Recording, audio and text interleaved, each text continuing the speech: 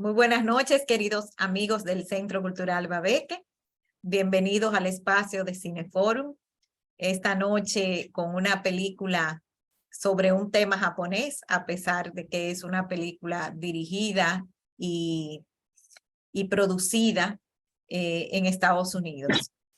Vamos hoy a conocer la historia de una mujer resiliente, Sayuri, una niña que fue criada para convertirse en geisha. Vamos a agradecer a Lenin la escogencia de esta película que ha sido toda una obra de arte sumamente delicada y triste también a la vez. Buenas noches, Lenin. Buenas noches, Cecil. Bueno, agradezco el comentario porque sé que entre las personas que nos siguen se preguntarán por qué no pusimos esta película cuando comenzamos e hicimos un ciclo japonés. Pues precisamente porque aunque la temática tiene que ver con la cultura japonesa, la producción es norteamericana. Entonces, quisimos incluirla en la curaduría de este mes, donde estamos hablando de mujeres que han estado expuestas a vulnerabilidades y diferentes tipos de violencia. En este caso vamos a tener un elemento que es aspectos de la cultura que resultan indeseables y al mismo tiempo violencia sexual, como vemos en esta película, entre otros componentes que irán aflorando a lo largo del foro. En contraste con la película hindú que vimos la semana pasada, allí yo hablo de explotación sexual, en este caso violencia sexual. Para que podamos poner en contexto todas esas anotaciones e ideas que traemos después de ver la película, quiero que veamos, como es tradición en el foro, el tráiler de Memoria de una Geisha, y de inmediato comencemos nuestro conversatorio. Así que vamos a ver algunas escenas.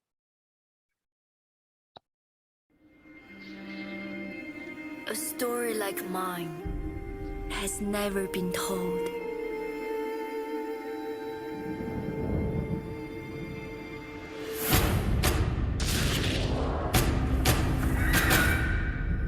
I certainly wasn't born to the life of a geisha. Your family sold you to this house. You live here now.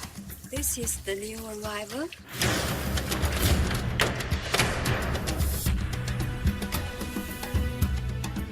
Let me see those eyes.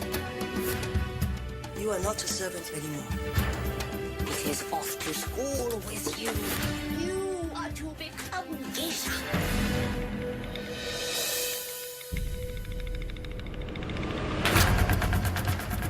Chio is my new protege. Focus on your studies. Music, the art of conversation. No, we are rivals. A true geisha can stop a man in his tracks with a single look. You are ready.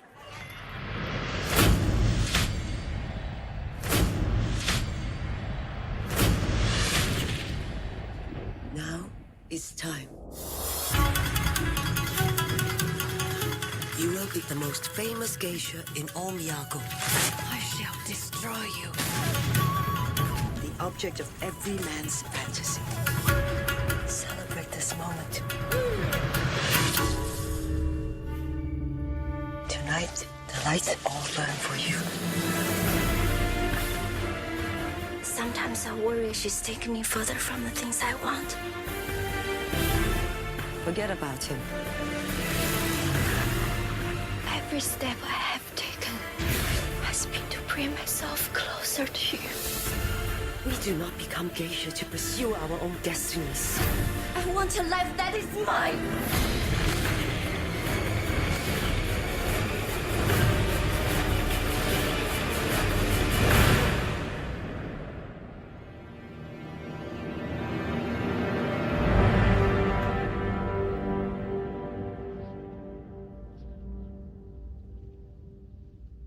Bien, dejo de compartir, pero antes permítame cerrar al mismo tiempo esto.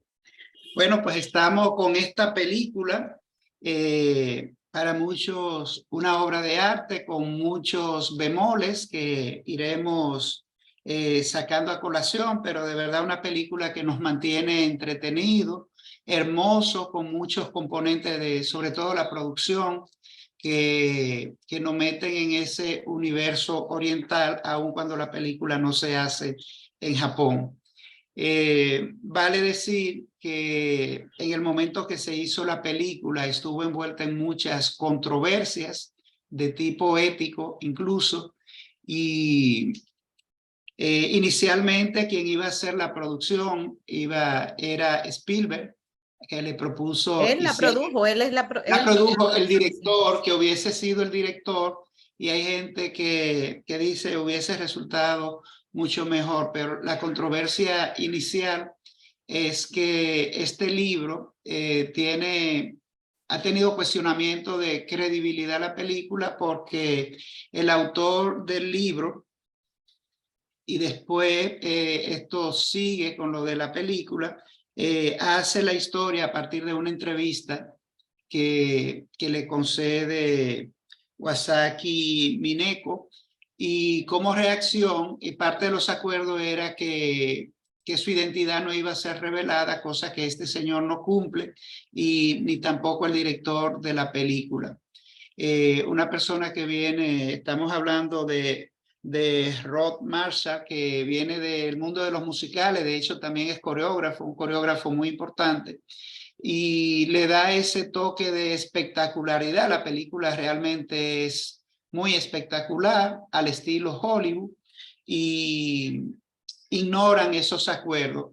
Reaccionando, ella inmediatamente sale el libro Memoria de una geisha, escribe su propia memoria desmintiendo la versión tanto del libro como de la película. De hecho, yo la versión que leí fue la versión de ella,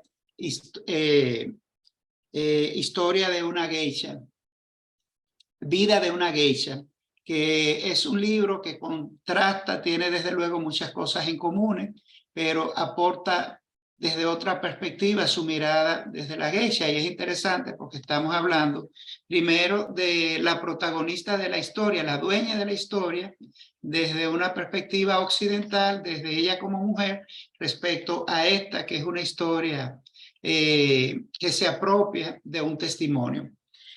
A partir de esto dejamos abierto el foro, tenemos muchísimos puntos. De hecho, en algún momento me gustaría hacer un poco la dinámica que hace un tiempo dejamos de hacer, de cuál fue la escena que más nos gustó, y podría ser como un poco la metodología para guiar el foro. Así que pueden levantar sus manos y comenzar a compartir esas cosas que le llamaron la atención, que encuentran relevante para que las conversemos, y bueno, que podamos llegar a algunos puntos de entendimiento respecto a esta película. Adelante, pueden ponchar sus manitas amarillas o sencillamente abrir sus micrófonos.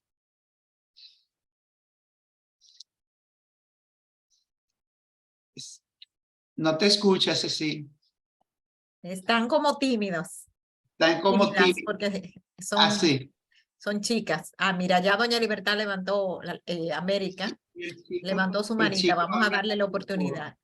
Adelante, doña América. Sí, me animo para realmente dar inicio a esta conversación. Desde mi punto de vista, voy a repetir lo que ya dijeron, es una mirada desde la cultura de Occidente hacia la cultura de Oriente, particularmente de Japón. Es decir, allí ya hay una interpretación.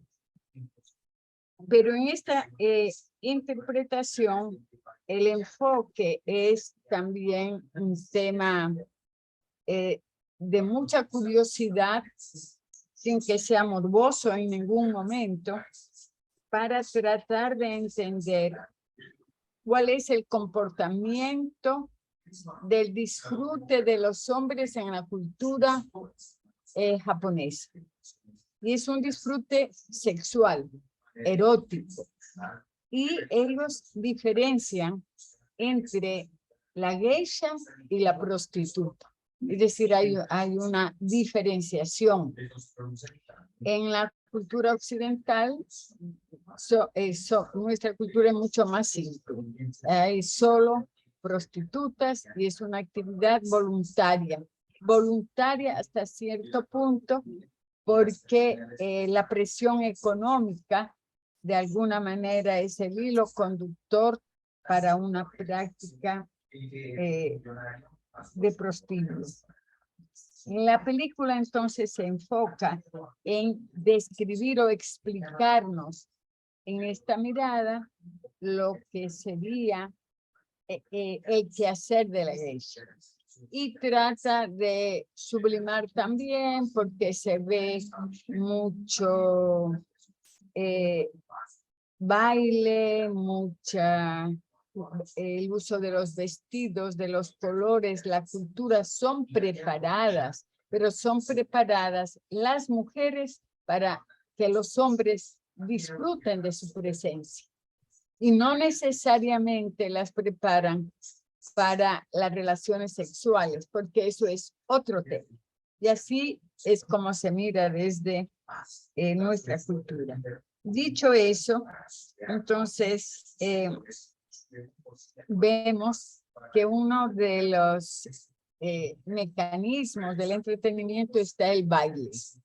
Y el baile con unos vestidos extraordinarios, con una estética disfrutable en escenarios, en presentaciones públicas, y además se convierte en un privilegio de la pobreza, porque el origen mismo, y en esta historia, relata cómo las niñas son vendidas, porque la madre está enferma y entonces hay que garantizar la sobrevivencia, pero es la sobrevivencia desde la pobreza. Entonces aquí está enfocado de inicio del tema de la geisha o de la prostituta, porque las dos niñas, una termina de geisha y la otra de prostituta, son unas niñas que no tienen alternativa si son pobres. Y este es un planteamiento social.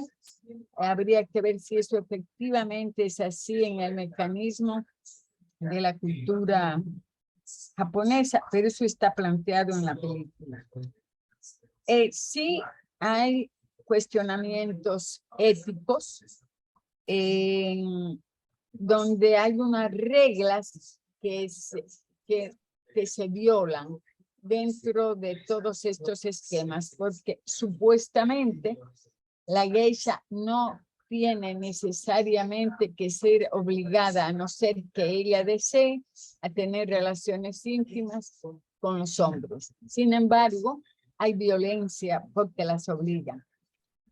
Eso sería la gran mirada de comparación entre las culturas, y el papel de la mujer realmente aquí parece ser víctima, con comillas o sin comillas, de una cultura, de un comportamiento que uno asume que es universal, pero que tiene particularidades como esta que muestra en la película.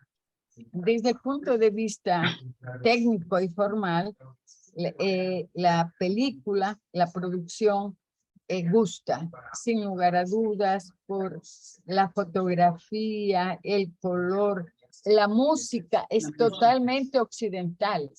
E incluso los compositores, solo hay muy pocos actores japoneses también, y son hombres. Y esta interpretación que sí nos demuestra lo espléndido que es el maquillaje, el vestido, el peinado, la manera de caminar, la manera de ser, pero completamente sumisa. Es decir, es una mujer totalmente sumisa. Pero además nos plantea otra cuestión, que en las relaciones humanas, no solamente ella se vincula con hombres, es que son mujeres las que preparan y conducen a esta actividad, donde además la relación es muy compleja porque está llena de violencia. Violencia entre las mujeres, violencia entre la dueña de los lugares, violencia por celos y recelos que se plantean en la cotidianidad. Se ve como mujeres adultas maltratan a mujeres jóvenes y se ve más violencia en ese comportamiento social que la violencia de hombres con las mujeres. Por lo menos eso es la mirada que yo les estoy dando. Entonces lo dejo ahí, solo me animé para comenzar. Muchas gracias. Bien, gracias, doña Mary, que esperamos otras participaciones. Realmente el personaje desde el punto de vista antropológico del personaje de la geisha es complejo.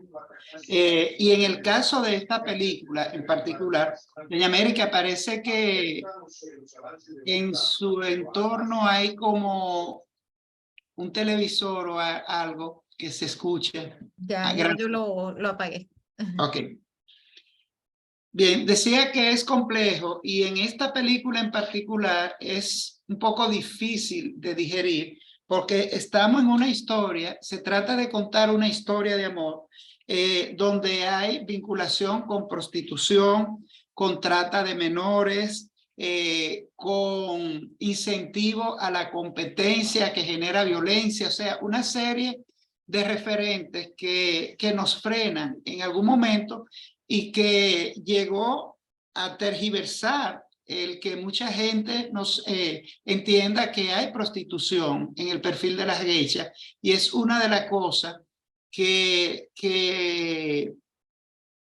la protagonista de la historia se ha encargado de desmentir de esta versión. Por ejemplo, ella dice que no es cierto y que ha sido un mito el tema de la subasta de la virginidad de las geishas y que eso no se corresponde con la verdad, y que esta película al final, y de ser así, estamos hablando sí de prostitución, o sea, el tema de que sea permanente, sea ocasional o sea por alguna circunstancia, no quita de que sea prostitución, y fue parte de lo que más irritó, sobre todo en la cultura japonesa, esta película, que desde la perspectiva occidental se explotó un poco esto.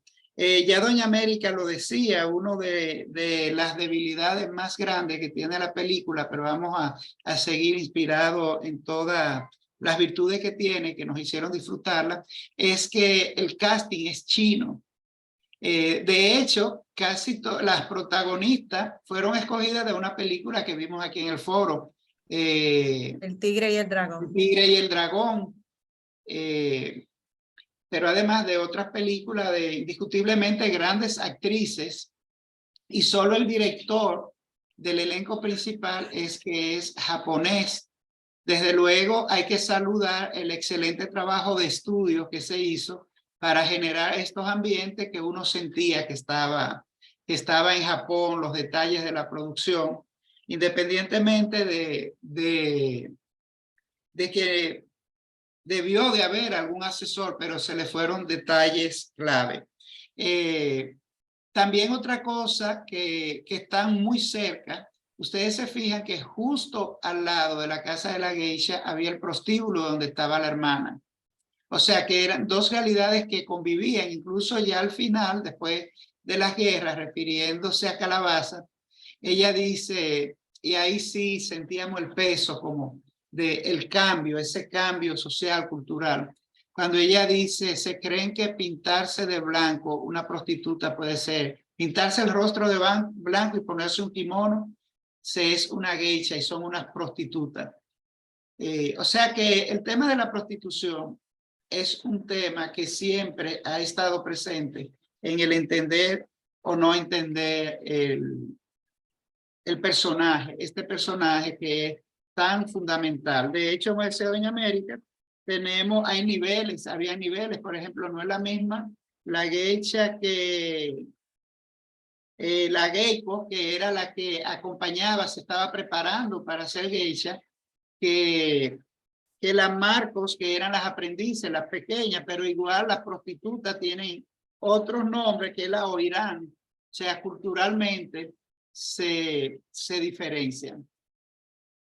Y creo Es que yo pienso que la figura de la geisha es quizás una figura muy romantizada también. No sé si en la misma cultura japonesa, porque no domino esa cultura, pero me parece que hay una cierta veneración a la geisha como una mujer súper hermosa, talentosa, refinada y tratando de hacer una gran distinción en que si es una dama de compañía para hombres, una mujer a la que los hombres desean, pero que no tienen. Se tienen que conformar con que les baile, les sirve el té, los acompañe, converse con ellos, que no fue el caso de Sayuri. Fíjense que, ¿cómo se llamaba? El varón. El varón en un momento la agredió para desnudarla, para mirarla. Sí. Entonces, yo no sé si en la cultura de ellos la geisha está bien romantizada o no, pero en la voz en off, que me pareció que lo hacía muy interesante la película, cuando Sayuri ya mayor, ¿verdad? Hace la voz en off. Sayuri explica que ellas que ellas son medias esposas y que ellas son las esposas de la oscuridad, porque esos hombres, incluso si compraban su dana, como decían, o sea, si eran su dana, su protector, su patrocinador, no vivían con ellas. Ellas eran sus medias esposas, no sus esposas. Y tengo entendido que el director, ¿verdad? O en otras traducciones le ponen el presidente. Tenía sus hijos. Yo creo que en la película él menciona en un momento, uno de mis hijos tenía sus hijos, o sea que obviamente tenía su esposa. Pero parece que era común que todos esos hombres se reunieran y disfrutaran de la compañía de una mujer, digamos, exquisita, entre comillas. Lo que se presenta aquí es el triste background que tienen esas exquisitas mujeres, todas sonrientes y preciosas en sociedad, cuando están en su casa, todo lo que tienen que pasar, todo lo que tienen que competir y todo lo que tienen que aguantar. Sí. No, y como pasa, Cecil, yo creo que el drama más grande, y pasa con los niños y las niñas genios, es el desarraigo, y pasa con la gente de circo que renuncian a una vida o lo sacan, lo aíslan y lo desarraigan de toda familia, amigo, contexto para ir a ser ese ser especial que la cultura más adelante promueve y hasta lo endiosan y lo premian, pero ¿a costa de qué? En este caso trata porque las niñas eran vendidas y la película insiste y no tiene nada de delicadeza en plantear cierto enamoramiento y relación entre esta niña y este director, y después, como tú dices, lo romantizan y lo convierten en el hilo conductor de la película, en el hito de la película, que es el amor de ella. O sea, una niña de menos de, tendría unos 12. Ella tenía 9 años, yo creo. 9 años, conoció. plantear la película yo creo que políticamente no ha sido correcta en esta relación, porque en un momento yo entendía que ella estaba manejándolo como un tema de agradecimiento de alguien que podía protegerla, pero sin embargo automáticamente la película le da un giro desde el momento en que ella guarda el pañuelo, que me pareció un poco muy Porque él fue la única pañuelo. persona en ese momento que tuvo un gesto gentil con ella. Sí. Y esa niña en su mente idealizó a esa persona y lo guardó en su memoria y en su deseo, porque fue la única persona que fue amable y gentil con ella. Acuérdate lo mal que la trataban, tanto de palabras como de físicamente también. cómo la castigaban, la golpeaban y todo. Eso siempre me he quedado con la duda, si el padre las vendió, era ya porque sabía que la madre iba a morir. Obviamente la madre ya estaba como en una fase terminal. Y fíjense que la información que a ella le dieron es que un mes después o no sé cuántos meses después de su madre morir, el padre murió también. No También sé murió. si es que él sabía que estaba enfermo también o simplemente sabía que él no iba a poder cuidar de las niñas. Sí, bueno, dentro del argumento en parte decían que no tenían como para darle comida, era un argumento que se utilizaba mucho.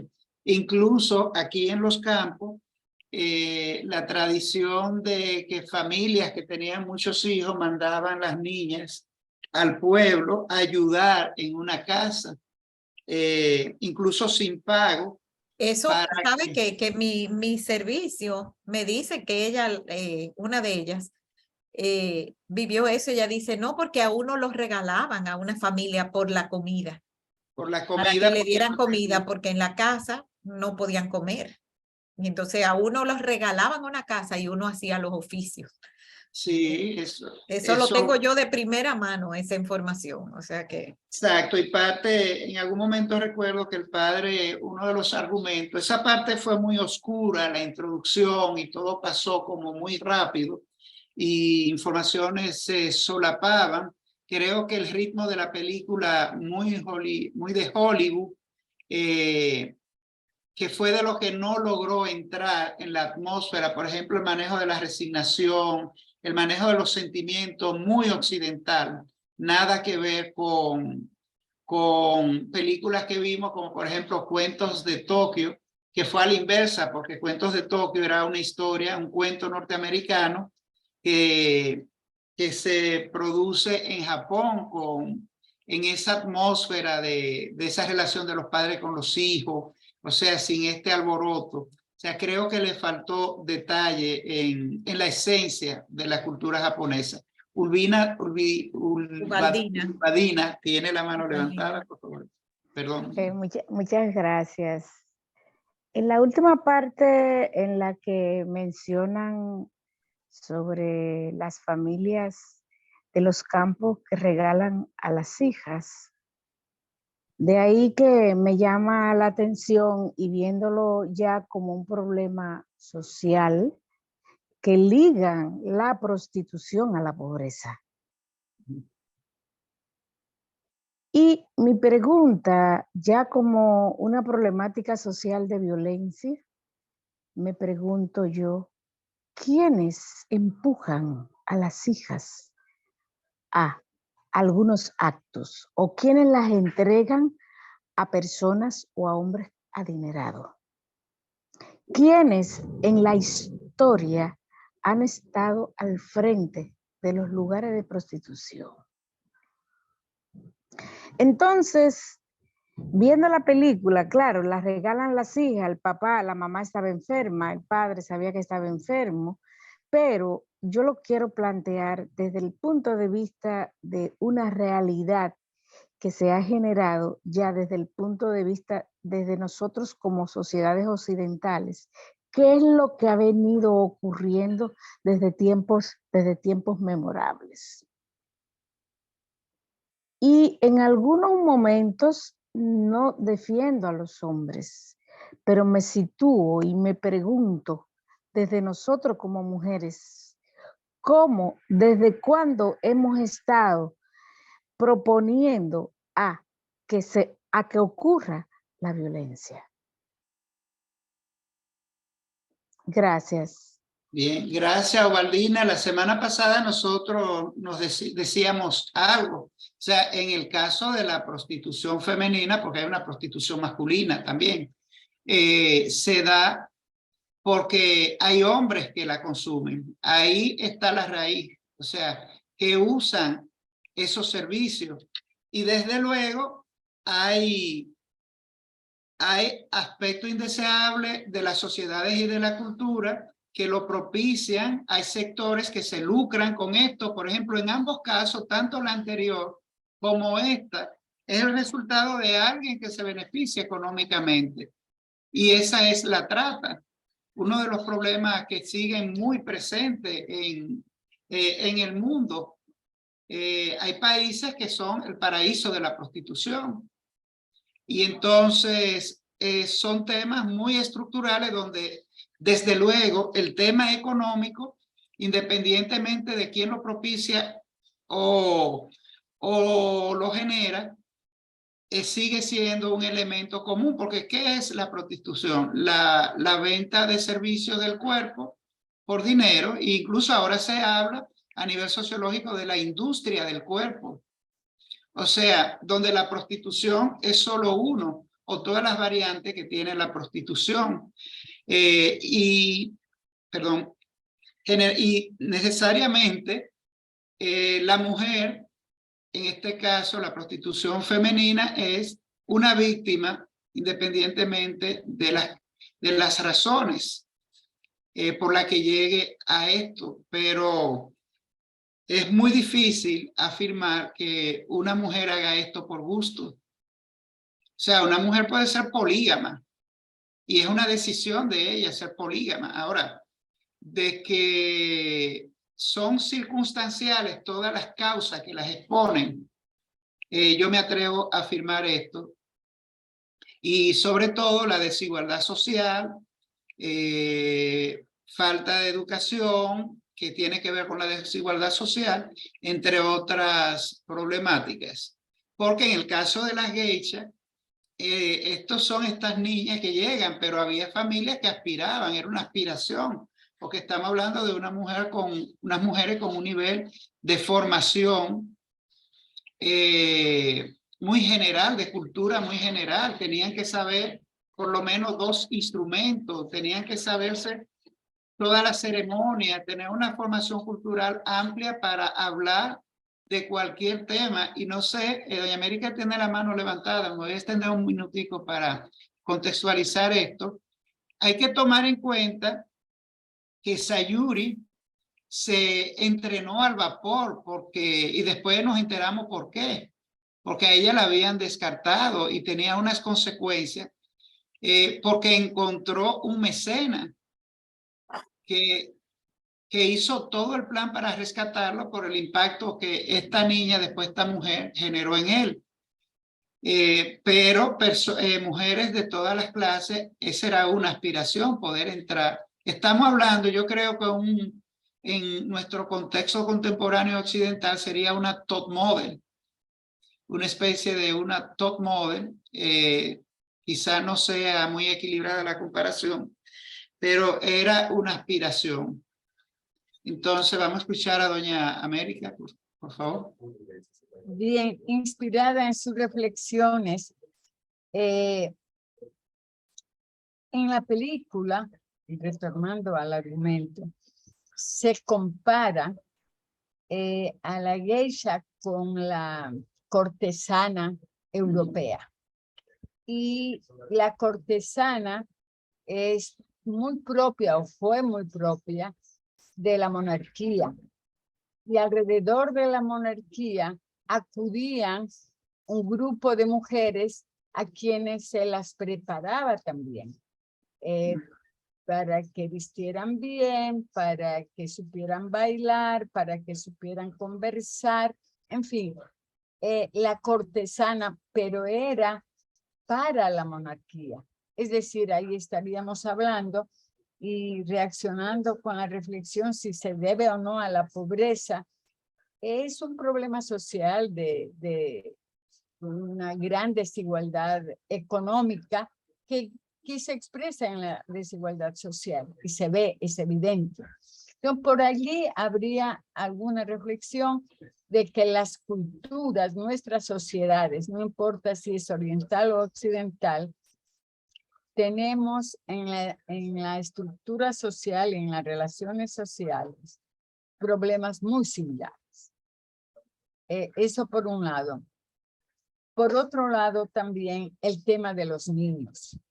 El tema de los niños en las sociedades nuestras, y estoy hablando siglo XVIII, especialmente XIX y hasta el XX, los hombres tenían muchísimos hijos en varias mujeres. Tenían con su esposa, es el núcleo, 5 hijos, con otra mujer 5, con otro 8, total, acumulaban hasta 50 hijos. Esos niños pasaban en caso de necesidad y sobre todo de la familia, trabajadores en esas casas, y eran esas niñas y esos niños los que iban a trabajar a la casa del papá, pero no eran tratados como hijos. Eran a labores domésticas, a ser mandados, a servir.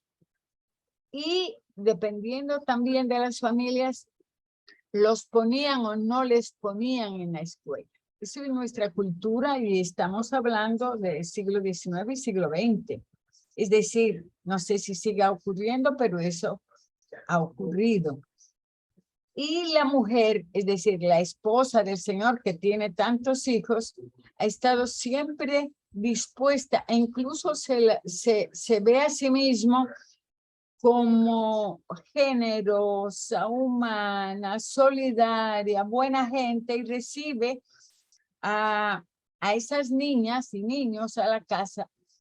Obviamente les dan de comer, tienen para dormir, pero no son tratadas de manera igual, ni en la ropa, ni en la educación.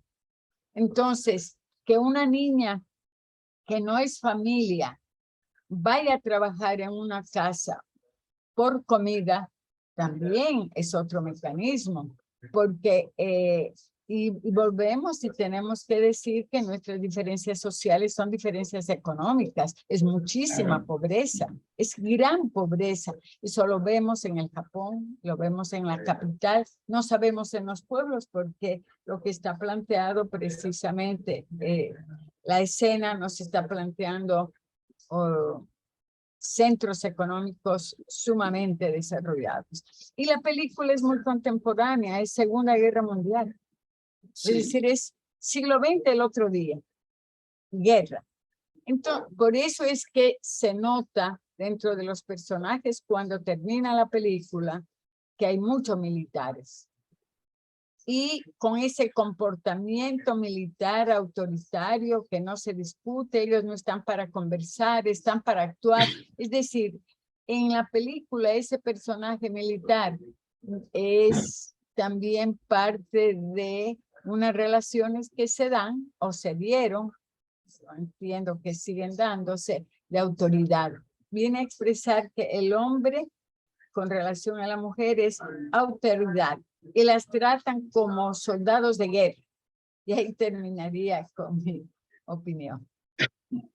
Sí, también hay que hablar que, y sobre todo en este mes de la violencia de género, que un elemento que no está a favor de las niñas es que, como decía doña Mary, que ante estas familias numerosas y en algunas culturas las niñas se convertían en una doble carga, porque los varones ayudaban en las faenas, en el campo, en el trabajo. Las niñas había que o pagar una dote o había que forzar, buscarle un marido, era una boca que iban a tener toda la vida ahí para alimentar. De hecho, es sabido la cantidad de abortos generados por embarazo cuando se sabía que era una niña, y por eso todavía hay algunos tabúes con el tema de la sonografía en países orientales por estas acciones que muchas niñas fueron no solo en aborto, sino después de nacer eran sacrificadas. Primero porque habían controles en la población ante la alta tasa poblacional, y segundo porque las niñas terminaban siendo indeseadas. Entonces, son otras variantes que cargan el tema de género en el destino de las mujeres. Y en este caso, en la película, lo vemos. Bueno, creo que desde el punto de vista técnico podemos hablar del guión, que no es de las cosas mejor logradas de la película, y es que siento que la película abarca mucho, pero que no profundiza. Y sentí la película dividida como en dos partes, como con dos emociones y ritmos diferentes. Desde el principio, bueno, podríamos hablar casi de tres, que es esa parte de el desarraigo de las niñas de la casa hasta que este señor la descubre, después ya la formación de ella y la parte de la posguerra. Sin embargo, el ritmo era mucho más sosegado hasta el momento en que adquieren su virginidad y que ella llega y que se produce lo del incendio. Yo sentí que la película ya ahí iba a llegar a un punto de detonar pasiones. Sin embargo, ya después de lo del incendio, lo que vemos es lo de la guerra y todo es tan rápido, tan atropellado, que yo sentía que estaba en otra película. La misma guerra fue tratada como algo muy cotidiano, como ella sí transmitía la pérdida, pero todo el mundo era en una actitud de que bueno, estuvo la guerra y seguimos, y ahora vamos a hacer esto y vamos a hacer lo otro. No se profundizó en esa manera que tienen las culturas orientales de entrar en la pena, en el dolor, en el sufrimiento. Y ya la película ahí nos lleva a tener un final feliz como Hollywood. Y estoy hablando de mi perspectiva, que leí el libro Historia de una geisha, de todo lo que pasa después de esto. O sea que después de la guerra hay un renacer y ella todavía se mantiene, de hecho, hasta el momento que escribe el libro, como una autoridad. No nos dejan este sentimiento de la geisha arruinada que deja la película. Entonces vamos a ver, ¿alguien más que quiera?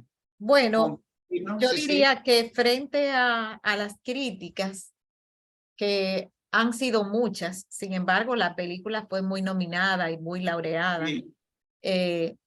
Hay que sacarle un plato aparte a la música. La música es hermosísima y para mí la música lo vale todo. La fotografía para mí es muy bella también. Y las actuaciones de esas mujeres, bueno, y de todos, las actuaciones de todos, me parecen muy, muy buenas. Es cierto que se criticó que eligieron actrices chinas para hacer el papel de japonesas. Y bueno, a mis ojos occidentales no hay problema con eso porque lo hicieron bien. Sin embargo, entre ellos sí notan las diferencias. Los orientales sí notan las diferencias entre un chino, un coreano, un japonés. Ellos sí puede que lo noten. A los ojos nuestros occidentales, ellas hacían unas bellísimas geishas y para mí muy bien actuados. Entonces, en su defensa, una de las actrices dijo que nadie critica que, por ejemplo, un americano haga el papel de un irlandés o que alguien que no sea británico haga el papel de James Bond. Entonces, ¿por qué se ha de criticar que sea una china que haga el papel de una japonesa? Y yo estaría de acuerdo con eso. Si la persona lo hace bien, no veo por qué hay un problema. Pero sí hay un dolor ahí entre los japoneses que criticaron la elección de chinas para hacer el papel de las geishas. Sacándole el plato aparte a la música, a la fotografía, a la actuación, y a que yo entiendo que aunque es una historia lenta, sin embargo no es aburrida, a mí no me cansó en ningún momento. Sí es cierto que hay algunos tramos como que se pudieron profundizar más. Y por ejemplo, como tú mencionaste, la parte de la guerra quedó como muy liviana, ¿no? Sí. Pero asumo que de haber profundizado se hubiera acabado en una película de 3 horas también. Entonces, sí creo que dejaron claro la dominancia que había de los americanos en ese momento, cómo esas geishas habían pasado a ser para complacer a los americanos, habían cambiado totalmente su accionar y eran ya sí de verdad que eran prostitutas. Lo que ella descubrió cuando se metió en ese círculo de nuevo es que estas geishas que andaban siempre de punta en blanco con su kimono de seda y que lo que se dejaban ver era la muñeca, de momento ahora se bañan desnudas con los americanos. Entonces, un cambio bien radical, pero un final relativamente feliz, al estilo Hollywood, como tú dices. Y como dicen aquí, bueno, en algunas críticas he visto que es una historia de una cenicienta. Una cenicienta japonesa. Después de limpiar cenizas, de vivir arrastrada, tiene el final feliz y termina viviendo con su príncipe. En el libro yo creo que ella termina viviendo en Nueva York, ¿verdad que sí? Sí, sí. En Nueva York, pero siempre recordar que ella vivió mudada por él, pero no como su esposa. No como su esposa. Eso lo aclaran bien. Sí. Es que ella nunca llegaría a ser su esposa. Ahora Entonces, que él la rescató y la salvó de este entorno, sí. Sí, él la rescató y la sacó de eso. Pero bueno. Con el tema de si las actrices chinas y si podrían interpretar el papel o no, yo estoy de acuerdo. Ahora, lo de la película incurrió en temas tan facilistas como que la película se rodó en inglés. Y yo pienso, y bueno, no solo yo, sino los críticos especializados, la película hubiese ganado muchísimo si la versión original se trabaja en japonés y no en inglés. Y desde luego hay un tema tan particular, o sea, no es lo mismo que hablamos una historia de una familia, y que haya actores variopintos de diferentes procedencias. Pero yo creo que un tema tan específico, un ritual con tantos detalles, le hubiese aportado, y sabemos que en Japón hay talento. Lo que pasa es que todo se hizo en una burbuja norteamericana y no se fue más allá de aportarle a esas cosas. Incluso hay especialistas que dicen el vestuario, la producción que ha sido, bueno, fueron de las nominaciones, que el vestuario había muchos errores. Por ejemplo, que los kimonos, habían kimonos que tanto los amarres y la manera en que se volvían eran fúnebres, no eran kimonos propios de geisha. Y eso en el plano de la cultura originaria hizo mucho ruido. Sin embargo, la película tiene muchas luces. Por ejemplo, esa escena cuando ella va a hacer su primera ceremonia de té ha sido uno de los movimientos de manos más hermosos que yo he visto en el cine. O sea, la delicadeza de cómo agarraba, inclinaba la taza, y de ruptura y de arte contemporáneo, la escena del baile. Tanto la fotografía como la misma coreografía fue increíble, de verdad, y me recordó a Pina Bausch, esa danza contemporánea. Creo que tomaron algo de específicamente la danza del agua de Pina Bausch, incluso con los colores azules. Pero de verdad la fotografía es una belleza, la transparencia de la sombrilla, cómo se superponía el estampado de la sombrilla en su cuerpo. O sea, desde el punto de vista técnico, muchos elementos a favor, y como dije al principio, ya Cecil lo reafirmó, independientemente de estas contradicciones, la película nos engancha y nos lleva por 2 horas y media sin pararnos de la pantalla, siguiendo la historia, que desde luego que no podemos perder de vista que el director Rob Marshall es en realidad un director de musicales. Entonces, por eso esas escenas de baile tienen esa fortaleza, porque ahí es que él es bueno. Exacto. Ahí es que él es bueno. El peligro de la película, yo pienso que radica en que uno siente que aprendió algo sobre la cultura japonesa Así es. y no necesariamente lo que uno está aprendiendo a través de esa película, pues, por lo menos según las críticas, no necesariamente lo que hemos aprendido es lo que es. O sea, a lo mejor estamos aprendiendo unos conceptos que no son fidedignos a la cultura japonesa y uno como la Distorsionados. desconoce, sí, como uno la Distorsionados, sí. desconoce, se cree que, sí, que eso es lo que son las geishas, que así es que se forman las geishas, que pues no lo, habría que profundizar mucho más en la cultura japonesa para uno tener criterio para discernir si eso que vimos es correcto o es un retrato fidedigno de lo que era una geisha o no. Sí, y realmente la estética japonesa es un tema que, aunque no se sea especialista, el que tiene contacto con el arte es un necesario y es obligatorio. Y realmente la película hizo mucho ruido porque era un debate que desde la percepción cotidiana se tenía de la geisha, porque eran damas de compañía.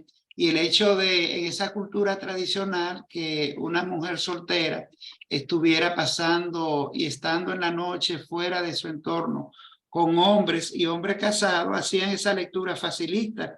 Entonces, después que se había trabajado tanto para que se entienda, sale esto, una gran película que se premia no solo en Oscar, sino en tantos festivales, que hace que esta mujer escriba. Yo estuve en España cuando salió el libro y me mandé a la fila a comprarlo y de verdad lo disfruté mucho. Y la valentía de ella, yo creo que esa fue su otra gran hazaña. O sea, porque estamos hablando de una persona enfrentada al poder del cine, sobre todo, y la capacidad de difusión que tiene el cine desde su palabra y desde su texto, donde ella cuenta su versión de las cosas, que desde luego está marcada por su pasión, sobre todo, de lo que ella hizo como geisha. O sea, incluso se habla de la última geisha, que ella fue la última gran geisha, que incluso recibió uno de sus últimos grandes trabajos de acompañamiento, fue con el príncipe Carlos, antes de casarse con Diana, que tenía eso dentro de sus aspiraciones. Ya. Bueno, tú querías que la gente comentara sobre Sí. su escena favorita. Yo les voy a decir cuál fue la mía. A ver, Cecilia. A mí me gustó la escena de ella como niña cuando conoce al director. Me gustó, es como fue la luz lo que me gustó, como ver la claridad de sus ojos, ver como lo cariñoso que él había sido con ella. No sé, me cautivó esa escena, me cautivó.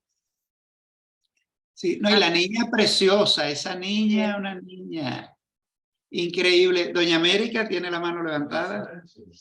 Sí, para dar respuesta, la escena que a mí más me gustó fue la escena del baile. En el escenario,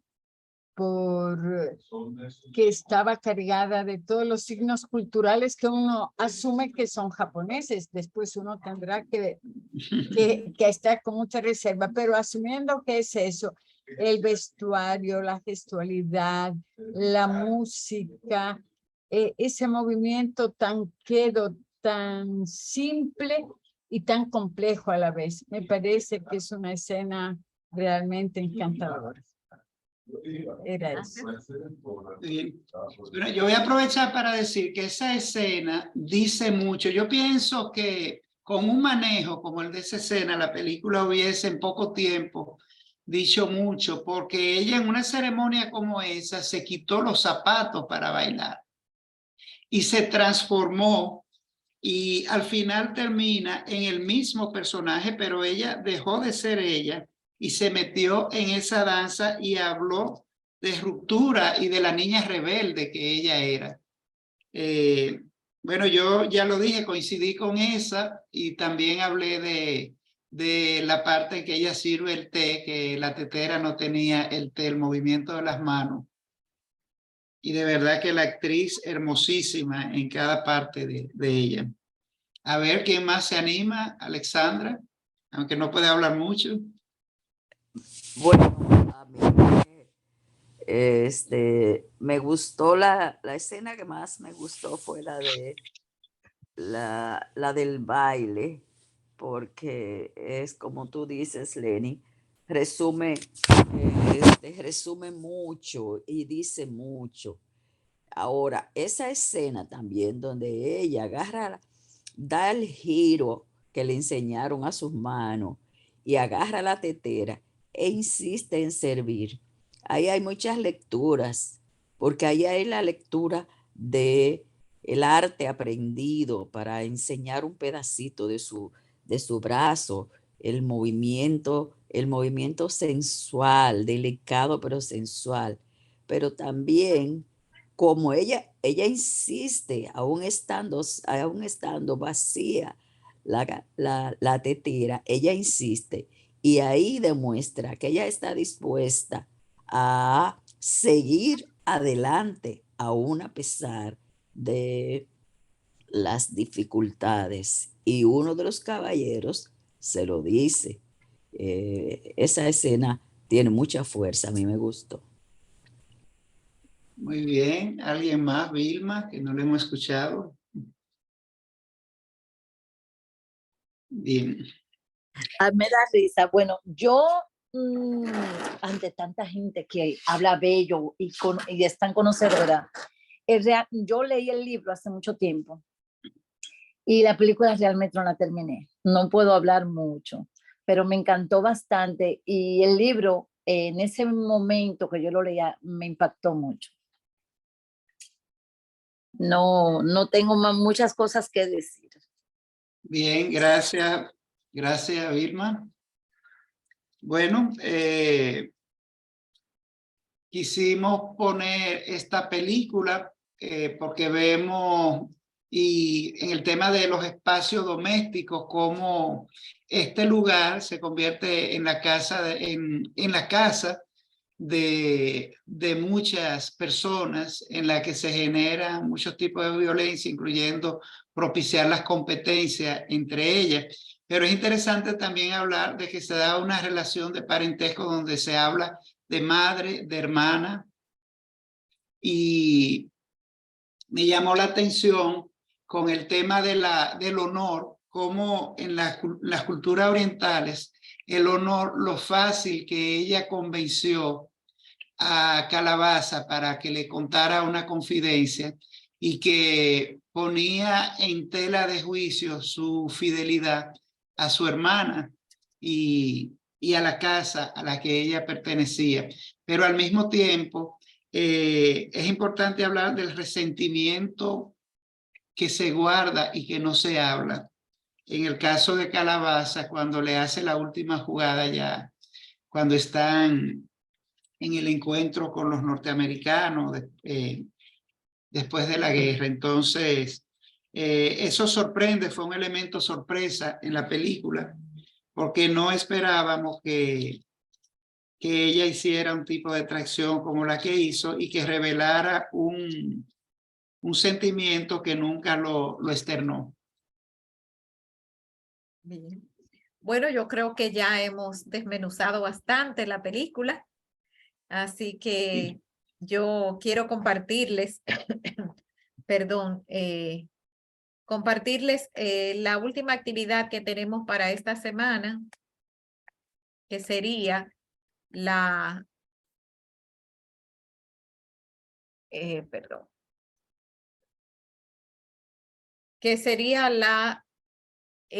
exposición de belenes tallados en madera. Es ya una tradición para la Galería de Arte del Centro Cultural Babeque terminar el año con una exposición de esta artesanía que es tan significativa en nuestro país y tan única. Y vamos a tener en esta ocasión 3 artistas talladores que son todos bien reconocidos. serían Roosevelt Méndez, Gustavo Castillo y Pedro Méndez. Esta exposición le vamos a dar apertura, contrario a las otras aperturas que hacemos, le vamos a dar apertura en la mañana. Va a ser este jueves 17 de noviembre a las 11 de la mañana. Entonces ponemos en atención de las personas que coleccionan y gustan de estos belenes, que estos belenes van a estar a la venta. Y en cuanto ustedes los compren, se les pone reservado y se les van a entregar a principios de diciembre para que puedan disfrutar de su Belén, exhibirlo en la Navidad en su casa. Así que los invitamos a todos a pasar por la Galería del Centro Cultural Babeque, que está en la Roberto Pastoriza 329, a conocer y a disfrutar de esta exhibición. Entonces, para la semana que viene, estamos todavía un poquito en un limbo que no logramos todavía definir, porque estamos tratando de conseguir una película dominicana que sería Hotel Copelia, y de conseguirla lo haríamos presencial allá en nuestro teatro Laura Bertrán, pero todavía falta una autorización que está pendiente. Entonces, por favor, nos mantenemos en contacto y ya veremos si cuando se mande el viernes todas las actividades de la semana, les mandamos cuál será la película. Si no conseguimos Hotel Copelia, entonces vamos a tener una película israelí que sí la vamos a hacer de manera virtual como hacemos normalmente. Sería, la película se llama Tormenta de Arena, Lenín. Sí. Tormenta de Arena. Pero si conseguimos la película dominicana que trata sobre la historia de una mujer fuerte y revolucionaria que se llamó Tina Bazuca, entonces queremos aprovechar el tema y la curaduría que estamos haciendo sobre las mujeres fuertes y resilientes para pasar esta película dominicana que se llama Hotel Copelia. Así que ya el viernes les diremos definitivamente con cuál de las dos películas nos vamos. Y de nuestra parte, de Lenín y mía, pues agradecerles su presencia esta noche, a pesar de la lluvia, a pesar de los truenos que tuvimos en un momento, por lo menos por aquí. y agradecerles que siempre nos acompañen con tanta fidelidad. Muy buenas noches. Buenas noches. Gracias, Cecilia. Gracias. Buenas noches, gracias a Ceci. Mejores, Alexandra. Gracias. Muchas gracias. Buenas noches. Si eso fue con 4 vacunas, que a mí me ha dado con todos estos síntomas, pero bueno, seguimos haciendo. Ya para adelante, va para adelante, no te apures. Un abrazo. Ya, yo comencé a mejorar esta tarde. Sí, ya después del 4.º día se empieza a mejorar. Sí, y después de 1500 pastillitas. Sí. Buenas noches. Buenas noches.